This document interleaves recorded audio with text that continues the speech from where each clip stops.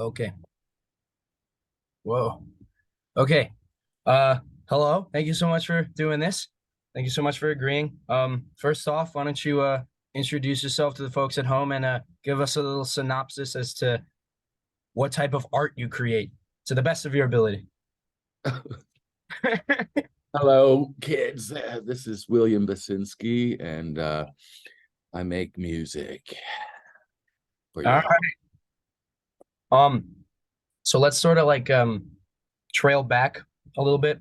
So let's start at the beginning. So you grew up in Texas, but you moved around quite a bit. You had mentioned in an interview that your dad worked at NASA, and you said that seeing all of the vastness of space through the eyes of the works of NASA, that sort of like inspired your music in a way. Is this ringing a bell? Yeah, it was I mean, fascinating for us kids. We were, Navy and NASA brats, and we moved around a little bit. And, Dad worked with we lived in Clear Lake City in Houston when I was in about third, fourth grade, something like that, for a short time. Mhm. Brand new subdivision with all the astronauts and their families and the scientists and everything, and it was fantastic. And then he got a job working on an aspect of the lunar module in Florida, so we lived there then from I guess from about when I was in the fourth grade till about the ninth grade, so 5 years until the moon program ended. And no, it was fascinating. We used to be able to walk down the beach in Florida. It was just 2 blocks away and see the rockets go up from down the coast. And it was fascinating. Yeah, I don't doubt it. So, like, not too long after that, you moved back to Texas, where you continued high school and eventually went to college. Yeah. Uh, so I don't know what were you like? How would you best describe yourself if you were to if a younger William were to just appear and you were to describe him to the world, what would that be like? William of the time, like late high school, early college. Well, I was fairly eccentric and seriously working on my music, and you know that kept me out of trouble. I was weird, and you know so I kind of didn't get beat up so much in high school. And anyway, very serious music program at the high school I went to, Richardson High School. Very, very serious. The school music program, this was a large, I forget what they call it, something like four star, high school in good suburb of Dallas, North Dallas. And these band directors had a sort of a union, and they were all just as vicious and competitive as the football coaches are now.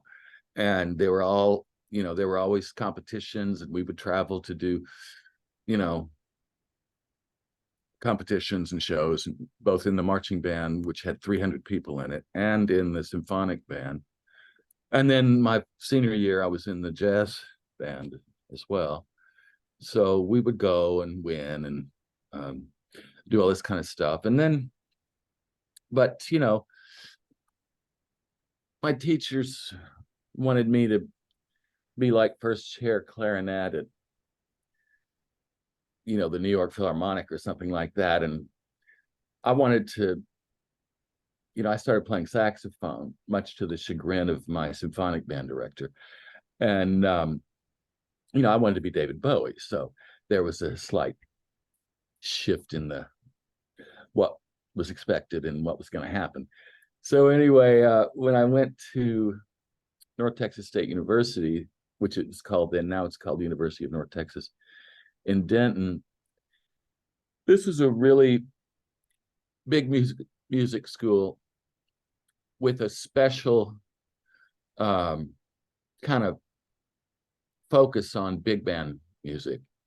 And I wanted to, the 1 o'clock lab band was the top big band. And Yeah. a few years earlier, they had been nominated for a Grammy for their record. And I think Lyle Mays and Pat Metheny, were in that group then, if I'm not mistaken. But yeah, I was always such a nervous auditioner. I heard these cats in the audition rooms for the bands playing like I'd never heard before. And it scared me to death. I couldn't even remember how to play my scales, and I failed miserably and didn't get any of the bands. There was 8 of them. And so I changed my major to composition, and then just hung out with the young kids my age.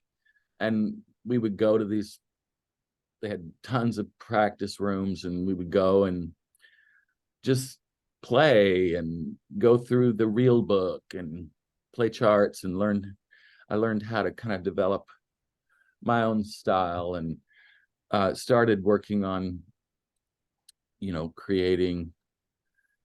figuring out how I could be a composer. And, I just couldn't, by this point, I had been studying clarinet for, gosh, I don't know, 7 years or something like that, reading one line of music. And, then to be a composition major, you're supposed to know how to play the piano and all this stuff. And I just could never figure out how to read 2 lines of music. So I failed at that too. But my teacher was an experimental composer. And so I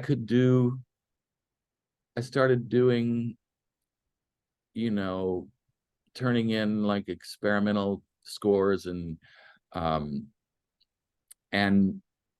working with tape, with just a cassette machine with a piece of tape over the erase head. And my roommate had a Fender Rhodes piano, and so I would just start doing these kinds of things and starting to get somewhere with that. And then I met James Elaine and ended up moving to California, and he had a huge, massive record collection. He worked at record stores then, and he had everything cool. It's like when you're 17 or 18. Well, he was older than me. He was, by then he was 28. I was 20. But he had all the coolest, most experimental stuff.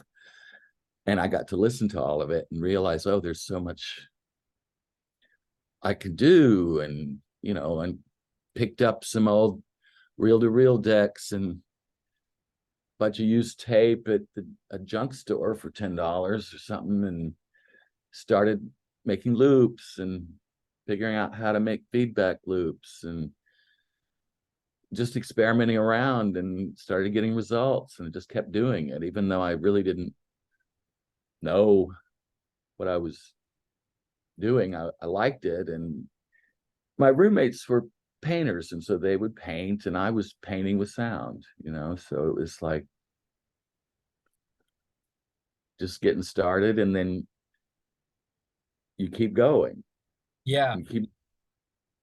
Yeah. I mean, it's I don't know, your music is just fascinating to me. Like, it's just like I think you mentioned like sometimes you would like most people would expect a loop to start to sound redundant, but it never really does. Like, so you discovered experimenting with tape loops.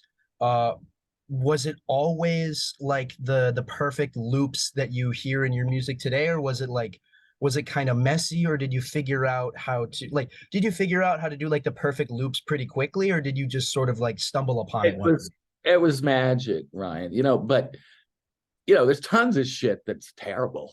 Not everything I did was good. I just, that's what eventually, started to get released. But Yeah, there's a whole lot of crap in there too. I mean, you have to just keep going. But then when you got some magic happening, you knew it, and it was like, wow. So in fact, some of these, perfect loops and things, when we had moved to New York in 1980, I was 22 or something like that. So I'm experimenting, grabbing loops out of the airwaves from the Muzak radio station and slowing these little bits down. I wanted string sounds. I wanted a mellotron, but I couldn't afford one, of course. They would cost a fortune. But I knew they were made with tape loops. And so I was going to try to create my own mellotron, by grabbing little bits of Muzak-y string, 1001 string bits here and there, and slowing them down and seeing what would happen. And it was like, wow, from this anesthesia music, you slow a little bit down, and all of a sudden it's like melancholia. Wow, and I was a very, very melancholy kid. And, so this was like a bomb for me. So I was like, well, this is good. This is what I like. But like, for example, at that time, I really wanted to be involved in composing. And so I had, 2 or 3 tape decks and a cassette deck to record onto. And so I was really into mixing the loops together, and like with the shortwave radio stuff and stuff like that. And when I would get these really perfect loops, I knew, enough to know there was nothing I needed to do with them. But it seemed like, I don't know if I can call this my work at the time. It was like, well, these are really good. Those got set aside. And the ones that I was going to mix with, because I wanted to really be in there, were the ones I was kind of using then. And then with like shortwave music and the river and variations stuff. But then I guess it was 2001 when I started pulling out all these old loops, and I had capability to digitize them with a new CD burner that had just come out. I knew that they were old, and I knew from my recording engineer friends what could happen to old tape. And I wanted to archive these.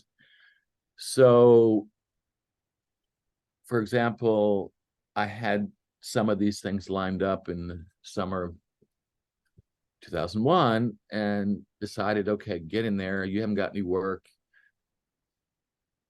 You're about to get kicked out of the loft, and just take advantage of the time you have and get back to work in the studio. And well, that's when I put on the first loop that became Disintegration Loop 1.1.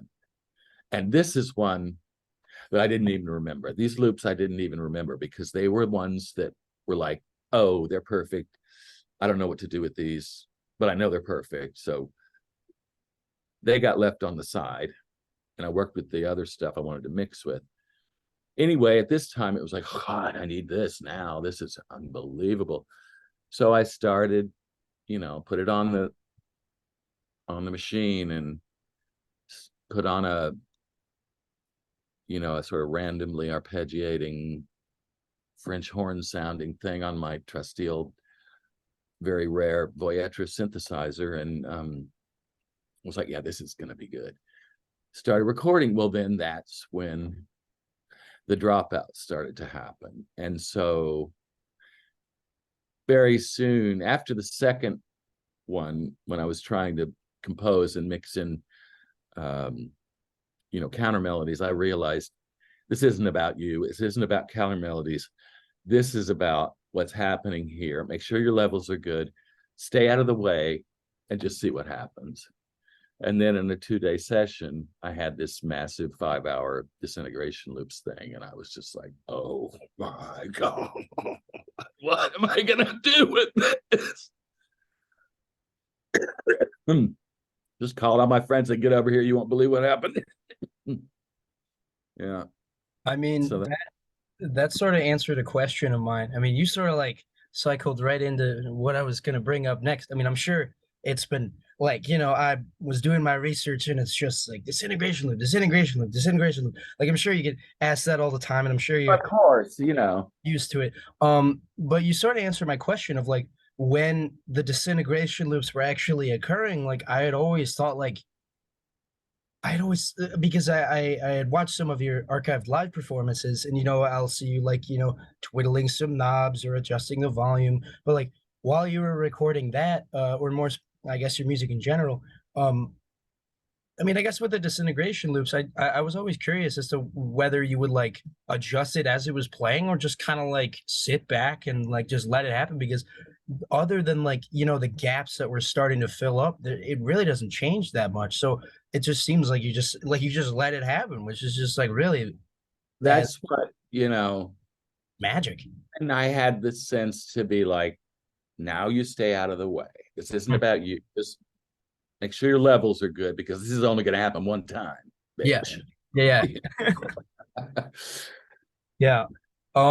So you recorded the disintegration loops up until the events of 9/11. Were there any plans?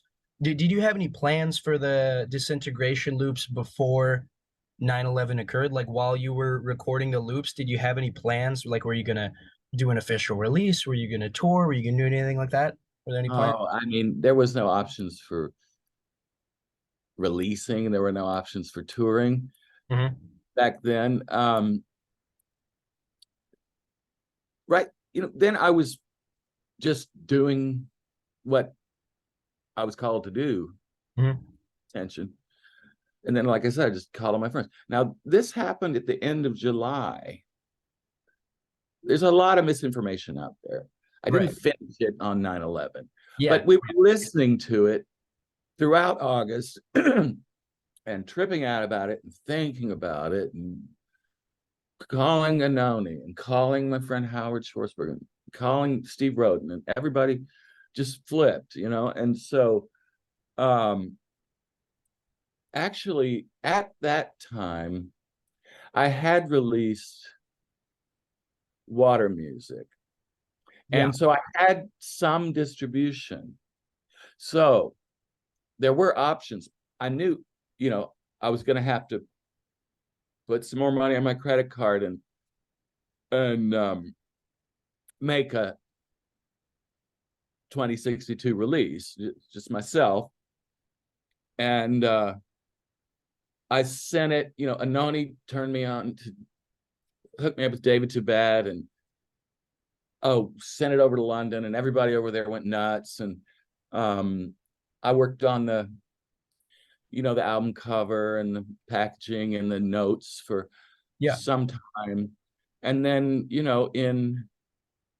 I think it was the summer of 2002, the first one was released. I mean, I knew I couldn't afford to make a box set, and I thought, well, nobody knows who I am anyway, so let's just do them one at a time. It's enough music, Yeah.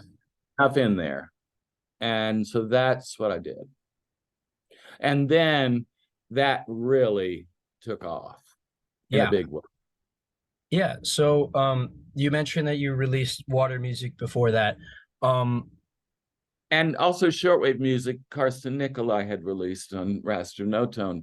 some years before, but in a very small edition of just LPs, which kind Yeah. of disappeared. Yeah. So what I was gonna ask was like before the disintegration, I mean, I guess like the disintegration loops, and before, like around that time, uh were you like so you were releasing music via LPs? Were you releasing them in like any other formats, or was it No, just CDs. LPs? I was only releasing CDs. I was not pressing LPs. But Oh,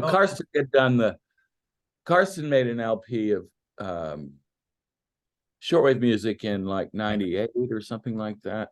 yeah.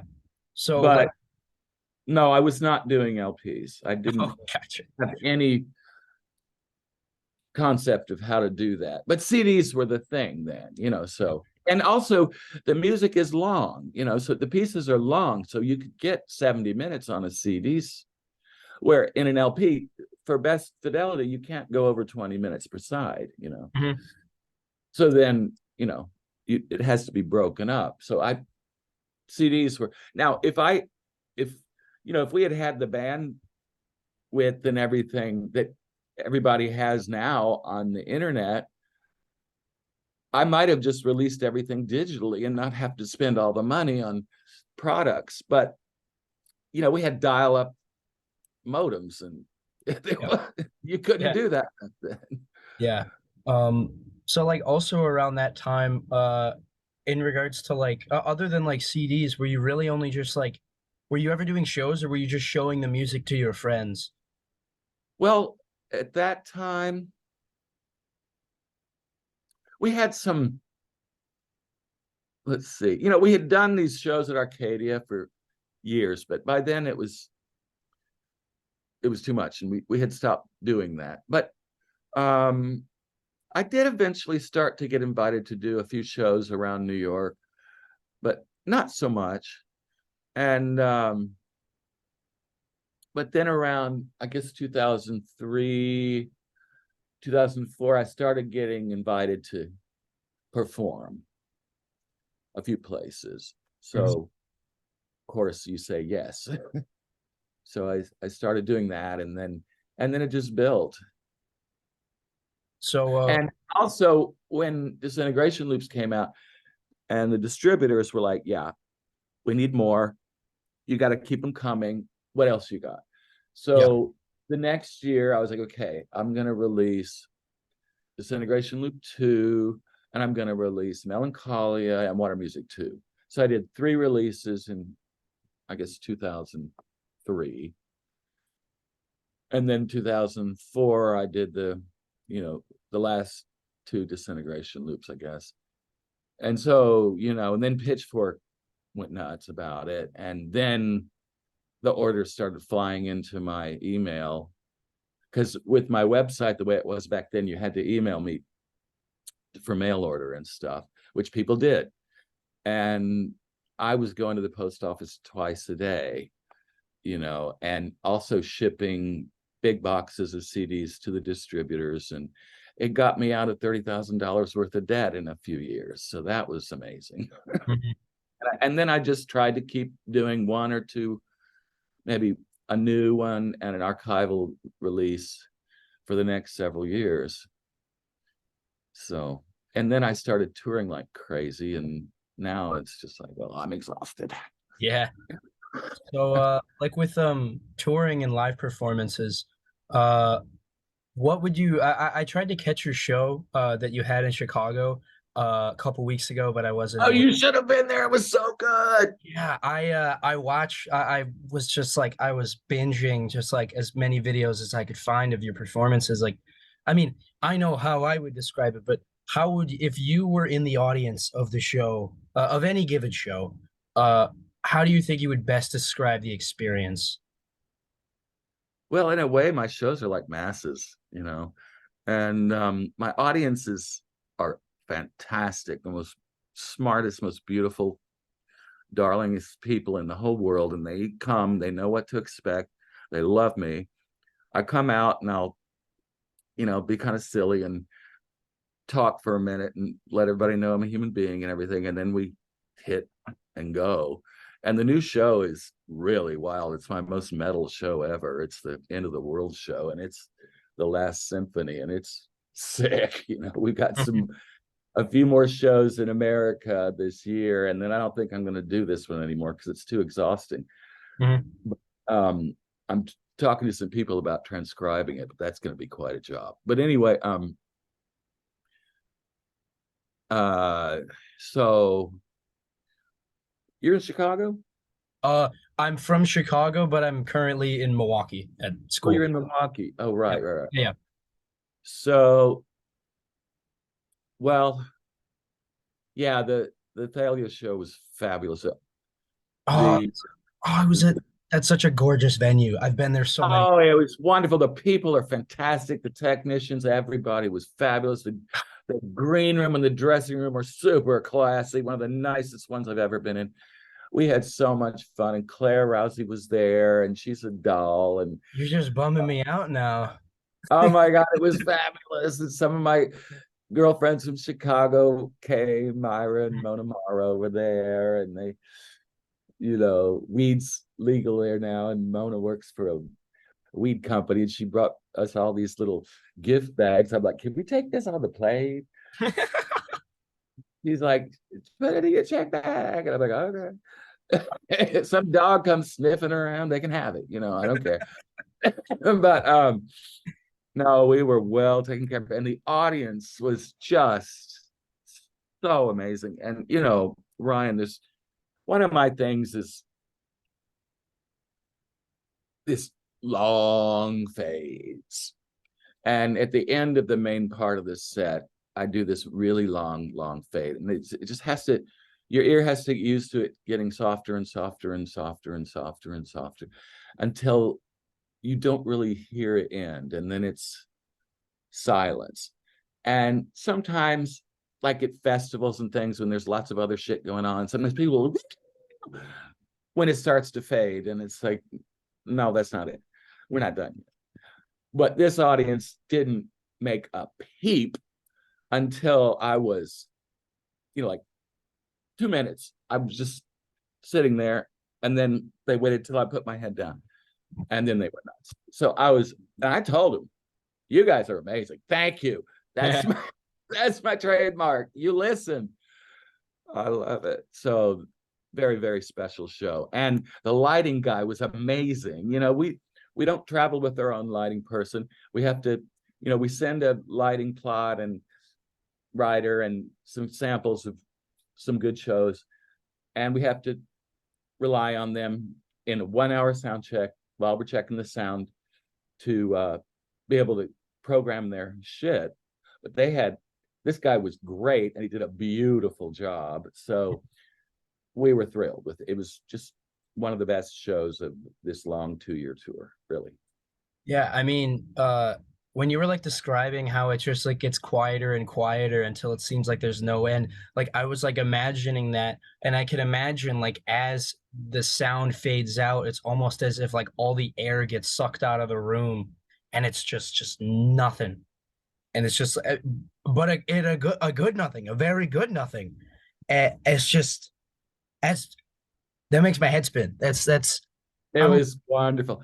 It was I'm really upset that I didn't catch a train to Chicago. Well, let me tell you something. Gary Wright, my wonderful best friend from high school, my chief engineer here, and my tour manager now, has recorded every show in this 2-year tour on his little Zoom thing with the audience, sound, and a board mix. And he has a really fancy new iPhone with a tripod, and he videotapes every single one. So we have documents of all of them. And after I finish the tour, we're thinking maybe we'll start, selling our own bootlegs on Bandcamp of all the shows, and let people, every Bandcamp Friday we'll put up another one or something, and people can see what the different shows are like, because it's always a little bit different. I mean, hey, you've got my money. So also in regards to tour, coming up, you announced that you've got a show with Earth Eater and I believe King Woman, is that their name? Yeah. Could you tell me a little bit about because I personally, I mean, I enjoy Earth Eater very much. Could you tell me a little bit about your relationship with Earth Eater, like how you guys met, what you guys have done together, etc.? Oh, Alex is just a doll. I met her, gosh, I don't know. Let me think. Some years ago, because she was roommates with my dear friend Ruth Kahn in Queens. Now, Ruth used to be my upstairs neighbor when I had Arcadia. So she had the top floor. We were on the 3rd floor. Some of our other friends were the floor below us. Brooklyn Brewery was on the ground floor. And Ruth had built this beautiful garden on the roof. So we would have parties on 4th of July and New Year's Eve and see the fireworks and stuff like that. And she was just darling. And she had a really cool nonprofit called, what was it called? Well, oh yeah, the Outpost. They would do video post-production for artists. And when we were doing the Arcadia shows early on, they would send down wires and have 3 cameras down there, and Al would be upstairs calling shots. So we were doing like live TV. Mm-hmm. So I don't know if you've ever seen the Vimeo stuff of my Hymns of Oblivion performance at Arcadia in the 90s. Yeah, I've seen that. That came from that. Oh, gotcha. Okay. Yeah, and so anyway, in 2008, our landlords, basically kicked everyone out of the building. And so I moved to California, where Jamie was, and Ruth got a place in Ridgewood, an old bakery. So a few years later, I was visiting with them, and Alex was one of her roommates. And at the time, she was dating, what's his name? Like one of the best drummers in New York, curly-headed hottie. Damn it, my mind. Fuck, I can't think of his fucking name right now. But anyway, but I met Alex, and she was terrific. And we rode a subway together one time going into town or something, and we just chatted, and she was telling me about, she was like a horsewoman from New Jersey and all this stuff, big tall girl, long hair. Well, now she's eating the earth. She's wild. And we've stayed friends, and we just love each other. And the last time I saw her, last summer, we did this festival in Austin, and she was there, and King Woman was there. And so we all got to visit, and those 2 girls, when I was going to go do my show, they were downstairs at the hotel, outside, maybe smoking or something, who knows. And I'm like, oh, do you come with us? So they said, okay.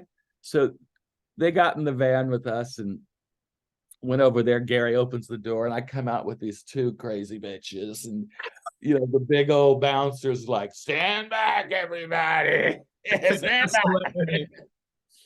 So it was total rock star shit. Came in with these crazy bitches, and wow. So I did the show. It was hot as fuck. I'd taken off my jacket, and then do you follow my Instagram? I do. So did you see that thing with me and Alex shoot the bullets? Was it like the most recent post with you and her? Shoot the bullets. Yeah. So that was in the dressing room after the show. It was her and King Woman and Drew McDowell, and Gary was being very discreet in the back as usual, and I think Krista Bell and my cousin Chris, who works with her, were there. So, but anyway, we were just being silly, and I was like, so shoot the bullets. and King Woman's like, yeah, shoot the bullets. It was hilarious. Just chaos. It was chaos. Oh my God, so much fun. But the last time I saw Alex, she came over to visit after Christmas last year, looking amazing. And we had brunch with one of her girlfriends, her stylist or somebody like that. Just had a lovely time when she was here in LA working on Lourdes, Madonna's daughter's record or something like that. I don't know. She's producing. So, but anyway, we just had a fabulous time. I love her, and she loves me, and she's wild. So it's gonna be a sick show. Yeah, very exciting. I got a notification. I don't know if you can see, but there's a timer running down on the Zoom. Okay. So it's doing the thing where I have to pay in order to do more. So I'm just Why gonna don't we just wrap it up? do you want to just call it here? Are we good? Sure. I mean, if you don't have anything else to say. Um, love you all. Come Yeah. and see my shows. Come to the, there's shows in Brooklyn at Pioneer Works. We're doing Washington, D.C. at the new, what's it called? Atlantis. We're doing Miami, if you want to go to Miami on the 15th. And come to LA on the 9th for the Wiltern. Yeah. Anyway. I mean, yeah. I guess we could do one last very quick thing. If there is just quick fire answer as quickly as you can. If there is one thing you could be you could leave behind for the world, what would it be? It doesn't have to be a particular project. It could be an idea. Doesn't matter. I've already done it. You've already done it. I've done everything I could do for y'all. Okay. Well, all right. And, I mean, we dance to the death, so we'll see what else comes out. But yeah, I'm pretty much done. also, oh, we still got a little bit of time. Also, I mean, I wish we could talk about it more, but the new Sparkle Division album. Oh, Lee, I love that. That was so glorious. I love you. You're really showing your saxophonist prowess throughout that album. I like this sort of mishmash between the looping and the saxophone and also the break beat that's in there. oh Love yeah. No, the boys are amazing. They bring me good shit, and then I'll be a one-take wonder on the, in the studio. I mean, I used to be able to play 2-hour shows with bands all the time. I never practice anymore, but I can get somebody bring me something good. I can get in the studio and a take two, and yeah, we're done.